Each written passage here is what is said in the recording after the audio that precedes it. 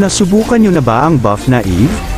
Nagkaroon ng konting dagdag sa damage ang kanyang second skill, upang hindi na siya nakadepende lamang sa kanyang ultimate. Ngayon ay maaari mo na ulit ma-abuse ang passive ng Ice Queen Wand lalo na sa mga heroes na hindi masyado madash. Isipin mo, may damage ka na may pang slow ka pa. Marami ang nagkakamali sa paggamit ng ultimate ni Eve kaya madalas ito nasasayang. Paglapag mo ng ultimate, gamitan mo ng slide upang mas slow sabay ubusin mo sa pag-tap, napakadali lang diba? Para naman sa emblem, Mage, Rupture para sa additional penetration, Wilderness Blessing at Impure Rage. At ito naman ang mga items na recommended ko. Karamihan sa mga viewers ko ay di pa naka-follow sa page ko. Sana ay may time ka para pindutin ang follow button para lagi kang updated sa mga tutorial videos na tiyak makaka-improve ng gameplay mo.